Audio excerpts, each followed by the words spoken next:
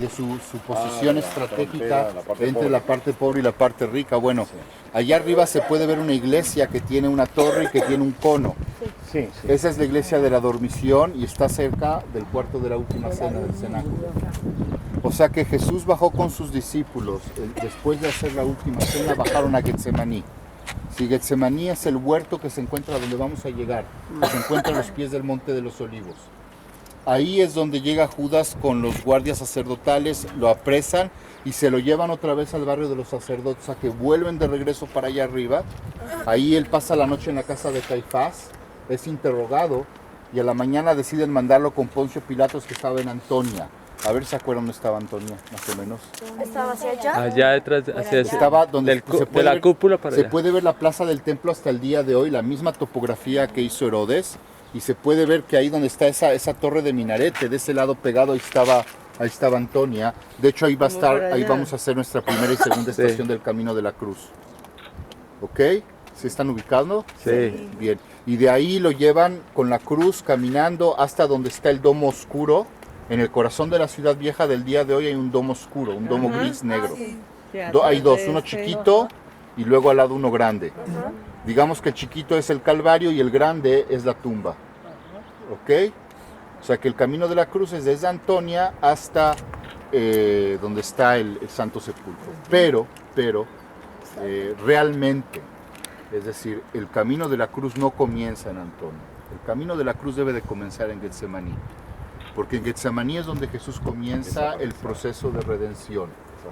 Es decir, hoy en día también incluso algunos sacerdotes están cambiando, modificando la tradición, porque ¿cuál es la diferencia? ¿Qué pasa en Getsemaní? Que en Getsemaní Jesús, por su propia voluntad, derrama su sangre, dice el Evangelio, y sus lágrimas y su sudor eran como gotas de sangre que se derramaban hasta el suelo. En cambio en Antonia es porque le pegan, porque le ponen la corona de espinas. Entonces el proceso de redención, o sea, el camino a la cruz debe de comenzar por eso en Getsemaní y no en lo que es Antonia.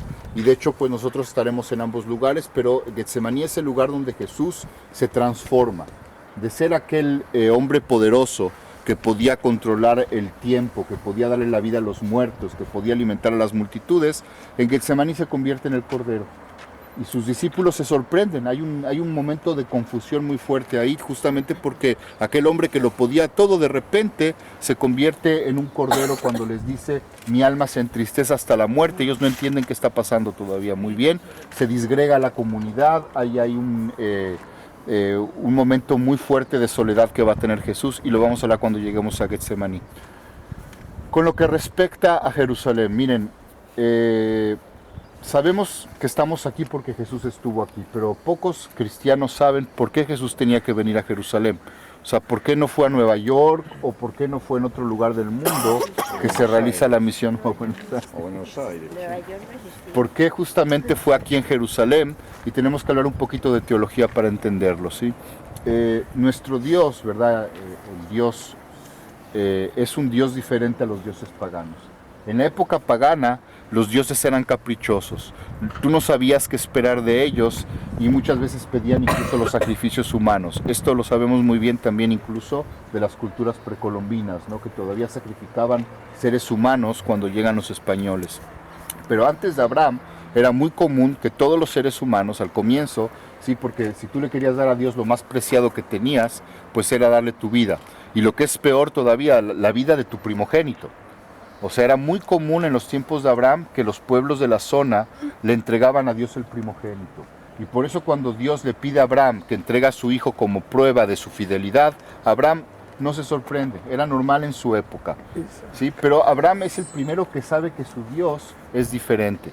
Es el primero que se da cuenta, o el primero que tiene contacto con Dios único. Y Abraham, cuando llega para acá, viene de Beersheba, si le dice Dios: ve al monte que te voy a señalar. ¿Sí? Y nosotros podemos imaginar a Abraham que se sube allá arriba con su hijo Isaac, deja a sus siervos arriba donde estábamos parados y empieza a descender esta cuesta para realizar el sacrificio en el monte que Dios le señaló. El monte que Dios le señaló es justamente el monte donde está el domo de la roca. En la roca es el altar de sacrificio de Isaac, para que entendamos esto a fondo. Ahora, cuando viene de camino por acá Abraham, le dice Isaac, le dice a Abraham, le dice: Padre querido, yo veo que tienes el cuchillo, yo veo que tienes la leña, pero ¿cuál es el objeto del sacrificio? ¿Cuál es el objeto del sacrificio? ¿Dónde está el cordero? ¿Sí?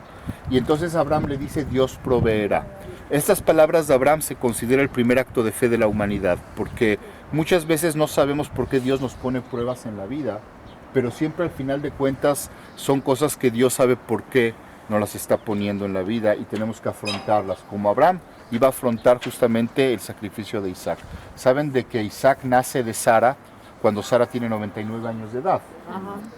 Incluso hablando también de otro momento humorístico, ¿no? Porque llegan los ángeles a Mambré y le dicen a Abraham, tu esposa Sara va a tener un hijo.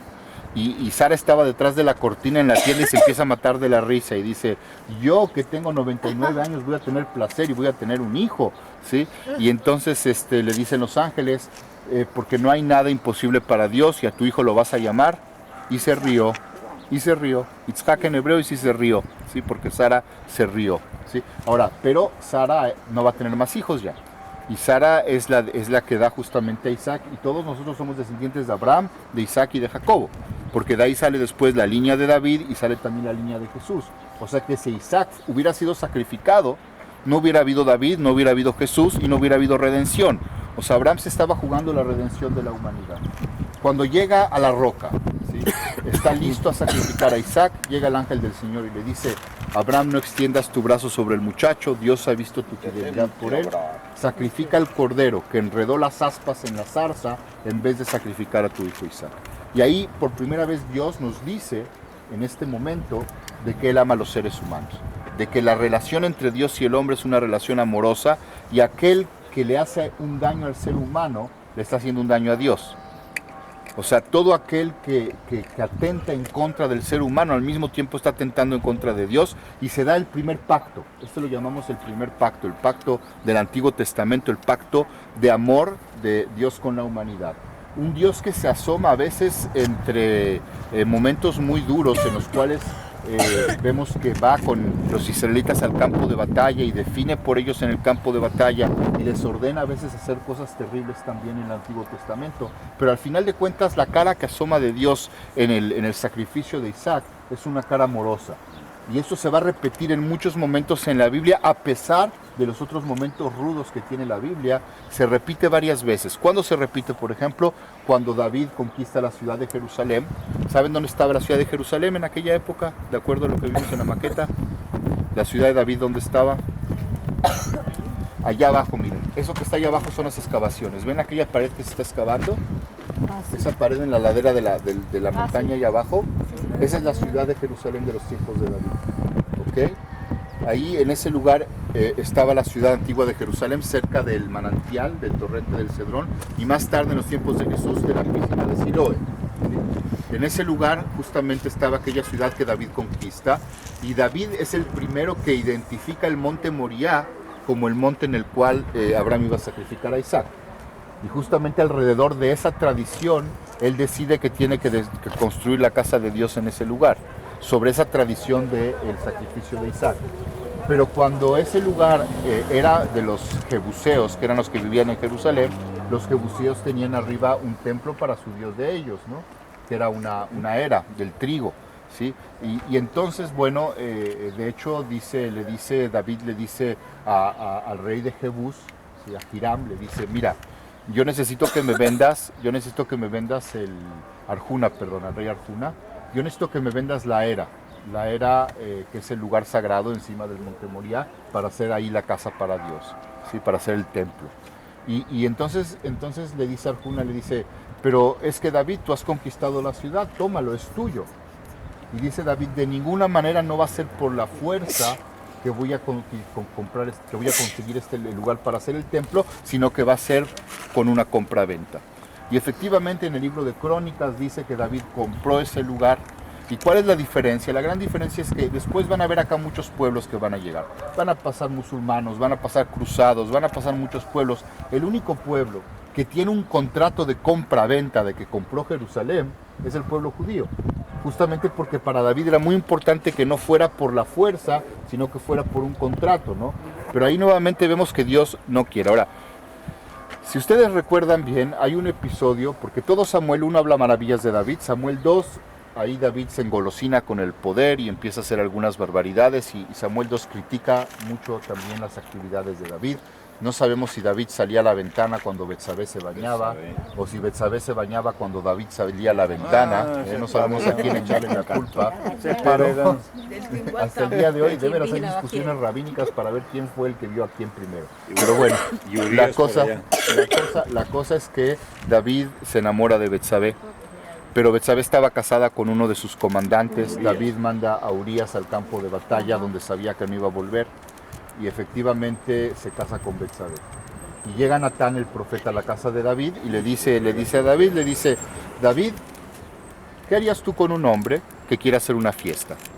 Este hombre tiene muchas ovejas, pero le quita a otro hombre la única oveja que él tiene para hacer la fiesta.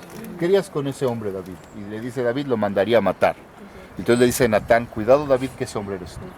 Entonces ahí David entró en conciencia del acto que había cometido. Claro. Pasan una serie de tragedias y todo, y Dios no le permite construir el templo justamente porque sus manos estaban manchadas de sangre. ¿Sí? Y entonces, bueno, pero miren también pues que nuestro Dios también perdona, porque al final de cuentas Salomón, que es el que construye el templo, es hijo de Betsabé. O sea, el primer hijo que nace enfermo y muere, pero el segundo hijo, que es Salomón, es el cual va a construir el templo de Dios, ¿no? Salmo 50. Perdón. Sí, era hijo de Betsabé también. Entonces vemos que Dios perdonó a David porque si no, no hubiera permitido que Salomón. Entonces, amor es amor, ¿no? A veces pasional, pero amor es amor y Dios supo que David se arrepintió. Está muy bien explicado la forma como David se pone de duelo, se rompe la ropa, se va a la puerta de la ciudad a llorar y todo esto, ¿no? Pero cuando muere su primer hijo, David levanta el duelo, se compone y producto de que se compone, Dios después también le perdona a su descendencia y le deja construir el templo a Salomón. Ahora, el nuevo pacto, o sea, ¿por qué Jesús viene a Jerusalén? Todo esto lo conté poco para ambientizar, para que puedan, todo esto era lo que Jesús sabía, lo que yo les estoy contando es lo que ya Jesús sabía, lo del Antiguo Testamento, y Jesús sabía que Él tenía que venir a sacrificarse por la humanidad, es decir, ahí donde Dios no permitió que muriera el hijo de Abraham, mandó a su propio hijo para que Él sí se sacrificara. O sea, a veces es difícil entenderlo, pero Dios está tan loco de amor por la humanidad que está dispuesto a hacer locuras por el hombre. Está dispuesto a ir más allá de lo que el hombre puede entender y venir él mismo personalmente a hacer el sacrificio. Lo único que no les puedo explicar, porque nadie me lo ha explicado a mí y hay misterios que no se pueden saber, es por qué Dios necesita sangre. ¿Okay? Eso es algo que yo... ¿Dios qué? Necesita sangre. ¿Okay? Eso es algo que... no espero tampoco que ustedes me lo traten de explicar porque ya he estudiado mucho yo este tema y no hay nadie que me lo pueda explicar, pero bueno, Dios necesitaba venir a derramar su sangre justamente por la humanidad en el mismo lugar donde no quiso que muriera Isaac, para demostrar al hombre que está dispuesto a hacer lo que el hombre no estaba dispuesto a hacer, ir un paso más allá en la fidelidad entre la humanidad y la divinidad. Y por eso Jesús tenía que venir al mismo lugar a terminar con aquel sacrificio que no se cumplió en el momento que Isaac se iba a sacrificar. Y de esa forma realizar un nuevo pacto con la humanidad y terminar con lo que había quedado pendiente en el Antiguo Testamento, ¿no? Entonces esa es la razón teológica. Pero por otro lado no nos podemos olvidar, y no he tenido tiempo de hablar de la naturaleza de Jesús, pero vamos a hablar más tarde en la Galilea, de que Jesús no quería morir. O sea, Jesús no quería sufrir, Jesús no quería ser traicionado. O sea, tenemos que entender esta doble naturaleza, ¿no? Y ya lo iremos hablando esto más adelante también. En todo caso, lo que quiero que noten aquí es cómo se puede ver todavía perfectamente la plataforma que hizo Herodes. Y para que me entiendan lo que hizo Herodes aquí, fue una obra pues de muchísima magnitud, porque él lo que hizo fue agrandar el templo. O sea, ¿qué hizo Herodes cuando tomó el poder y se hizo rey? Dijo, yo le quiero dar al pueblo para que el pueblo me quiera. Y él decidió agarrar las medidas que estaban en la Biblia del templo y duplicarlo. Agarró las medidas tal cual del templo de Salomón y lo duplicó en tamaño. Ahora, pero para duplicar el tamaño del templo no le alcanzaba el monte. ¿Qué hizo? Agrandó el monte. ¿Cómo lo agrandó? Digamos que la cabeza de Carolina, ¿verdad? Sí. Es el monte Moría. ¿Okay? Él hizo 3 muros, uno por acá, otro por acá y otro por allá para agrandar el monte. Y efectivamente vemos que el monte llegaba por acá y todo este pedazo de allá, de hecho, está flotando en el abismo. Por dentro está hueco, por dentro está todo lleno de túneles que han causado pues también una gran controversia. Hablaremos tal vez un poco cuando nos acerquemos al muro, pero toda esta zona de acá está hueca de hecho, y Herodes agranda la plaza de los gentiles. Aquí estaba la Basílica Real, ¿se acuerdan? El lugar de los invitados del otro lado. Sí, sí. Y se convierte esto en la construcción más importante que se le hace un solo Dios en la historia. Ahora, ¿qué pasa? Que Jesús sabe perfectamente de que para que la palabra llegue al mundo entero, se tienen que desligar de Jerusalén. Tiene que llegar, o sea, el templo tiene que ser el hombre. Por donde vaya el hombre habrá templo. Entonces Jesús viene a inaugurar una nueva etapa, sabe que el templo va a ser destruido, sabe que va a morir mucha gente y llora por Jerusalén, ¿sí? Pero en el momento que se destruye el templo, los bizantinos dejan todo destruido y lo dejan en ruinas, hasta que llegan los musulmanes. En el siglo VIII llegan los musulmanes y en el siglo VIII ellos retoman la tradición del templo, porque la gente estaba esperando la llegada del templo, ¿no? La nueva Jerusalén, el nuevo templo, la reconstrucción del templo, y los musulmanes aprovechan la tradición judeo-cristiana para ubicarse en Jerusalén y volver a construir el templo, que hoy en día es el Domo de la Roca. ¿Okay? Ahora ellos absorben esa tradición, pero ellos dicen que no era Isaac. Ellos dicen que era Ismael el que iba a ser sacrificado, el hijo de Agar, ¿no? Y ahí está justamente el conflicto doctrinario entre el Corán y la Biblia, En ¿no? Jordania nos lo dijeron así, Sí, que era el primogénito en todo caso. Fue Israel. que era Ismael el que iba a sacrificar, que era el primogénito que era Ismael. No es Isaac. Pero que no se dijo nombre alguno, sino el primogénito. O sea, la Biblia nos dice que Pero era que Ismael. interpretan que era Ismael. Lo que dice el Corán es que todo lo que nosotros cambiamos en la Biblia es error del hombre. O sea, y que el único que conoce la versión verdadera es justamente Mahoma, que trae la versión verdadera a la humanidad, porque nosotros hemos corrompido la Biblia. Entonces, como la Biblia está corrupta, fue necesario que llegara justamente Mahoma. Entonces, todo lo que está de acuerdo la Biblia con el Corán está bien, pero todo lo que no está de acuerdo quiere decir que el hombre lo transformó, ¿no? Esa es la postura musulmana. Ahora, pero tenemos obviamente razones políticas también. Miren, cuando el imperio musulmán estaba en Arabia Saudita, no les importaba mucho Jerusalén, porque todavía el imperio estaba, él estaba en otra zona. Pero cuando se extiende el imperio hasta España, otra vez Jerusalén cumple un papel importante, o Israel cumple un papel importante en la estrategia, ¿no? Entonces, por eso, posteriormente, ellos trasladan la tradición del Aqsa aquí. O sea, lo que dice el Corán es de que en un sueño que tuvo Mahoma, fue trasladado desde el Aqsa, desde Medina hasta el Aqsa, ¿sí? O desde la Meca, desde la Meca hasta el Aqsa. O sea, que él es transportado sideralmente, sube al cielo, en el cielo habla con Moisés, habla con Jesús, y vuelve a la tierra a contar lo que él había vivido. Y justamente el Aqsa, que significa el otro extremo de la conciencia, se convierte en Jerusalén, y por eso a Jerusalén lo llaman el otro extremo. Entonces se adapta a la tradición del Miraj, que es la parte que conté del Corán, se adapta al templo de Jerusalén, y Jerusalén se convierte en el tercer lugar de importancia para el Islam. O sea, es la Meca, Medina y después Jerusalén, ¿no? Y entonces ahí ellos hacen esta construcción que es maravillosa, pero es muy importante tomar en cuenta que la construcción que hicieron es de corte bizantino. O sea, así eran las iglesias en la época bizantina. No es una mezquita. No tiene forma de mezquita, no tiene minarete, es un edificio octagonal que tiene arriba una cúpula, y así eran las primeras iglesias del cristianismo también. Solo que lo decoran con motivos musulmanes y pueden ver que efectivamente está compitiendo con lo que era el centro bizantino. ¿Cuál era el centro bizantino? Constantinopla. El Santo Sepulcro. Okay, los bizantinos son los romanos que se vuelven cristianos. Entonces, cuando se vuelven cristianos los romanos se convierten en bizantinos, pero es muy parecido, es Roma todavía. Ellos hacen el templo principal en el Santo Sepulcro, trasladan la tradición al Santo Sepulcro, pero pueden ver que si el Santo Sepulcro tiene una altura, pues ellos hicieron el domo más alto. Que si ese es negro, pues este tiene que ser dorado, ¿no? Y todo lo que está escrito alrededor es propaganda anticristiana. O sea, María es una gran mujer, pero no es la mamá de Dios, y cosas por el estilo que hacen alrededor. De hecho, el Domo de la Roca es un monumento a la victoria del Islam. Ahora, en 1967, cuando Israel retoma esta parte, porque todo esto era, tradicionalmente, pues era judío, este es el cementerio judío desde los tiempos de David, ¿no? Cuando se retoma la ciudad, había la opción de conquistar y tomar ese lugar, pero decidió Moshe Dayan, ¿se acuerdan de Moshe Dayan? Sí, El hombre del ojo parchado. Sí, ¿Saben por qué tenía el ojo primer parchado? ministro. Para poder ver bien, no, para poder ver bien el Medio Oriente. Tenía un parche en el ojo. Bueno, Moshe Dayan era el ministro de Defensa, no era el primer ministro, y luego Rabín era el que estaba comandando las fuerzas que tomaron Jerusalén por este lado. Se tomó la decisión de dejar a los musulmanes el monte del Templo. Y a pesar de que pues, es un lugar muy importante para judíos, para cristianos, se decidió de que la única forma de poder hablar en el futuro de paz con el Islam era respetando el lugar, y el día de hoy ellos controlan el lugar, por eso no podemos subir. El lugar está totalmente controlado por ellos. Adentro de las mezquitas o del Domo de la Roca solo pueden entrar los musulmanes. Abren 2 horas por día para atravesar el monte, pero ese lugar está totalmente administrado por los musulmanes, como el Santo Sepulcro está totalmente administrado por los cristianos, ¿no? Entonces ahí el gobierno no se puede meter, y esto se llama status quo. Hay una ley de status quo que es cada quien se encarga de su lugar religioso.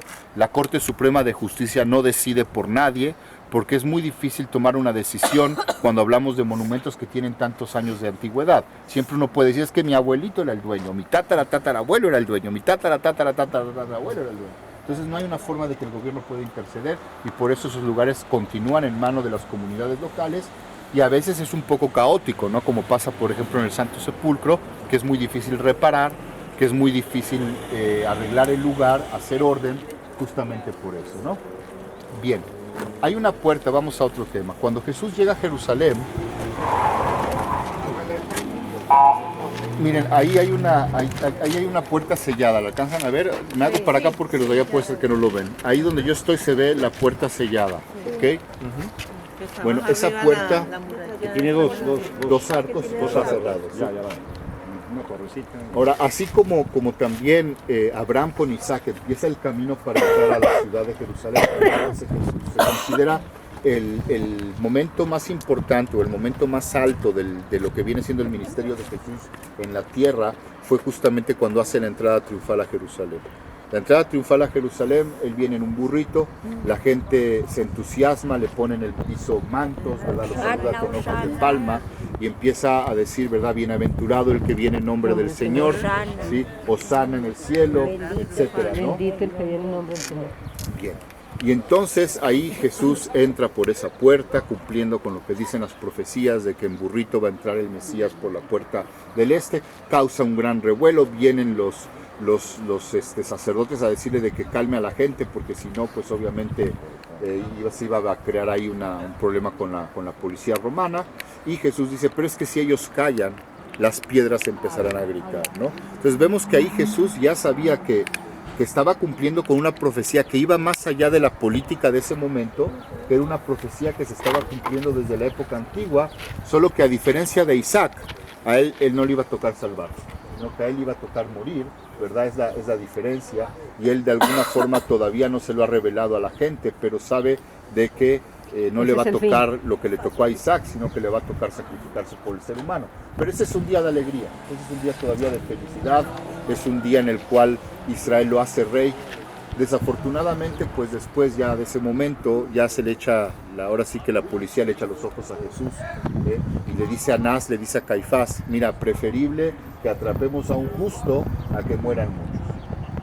Y la excusa justamente, claro, los sacerdotes tenían varias razones, una de ellas es que Jesús era Galileo, y cómo iban a dejar que un Galileo venga a Jerusalén y le robe tanto público a los sacerdotes de Jerusalén, ¿no? Pero por otro lado también había una cuestión real, y es que para que los sacerdotes pudieran estar en la silla, tenían que mantener el orden en Jerusalén. Entonces, estaban en combinación con Poncio Pilatos, aunque no se llevaban muy bien, pero estaban en combinación justamente para mantener el orden y que la gente siguiera dando el shekel, ¿verdad? Que era el impuesto que llegaba al final de cuentas a las arcas del rey y a las arcas de Roma, ¿no? Entonces ellos tenían que mantener el orden, y obviamente que alguien llegara y hablara de justicia, que hablara de igualdad, que hablara de todo esto, pues no era muy recomendable para el sistema, y deciden atrapar a Jesús. Vamos a entrar ahora a la iglesia de Dominus Flevit para seguir contando ahí la historia.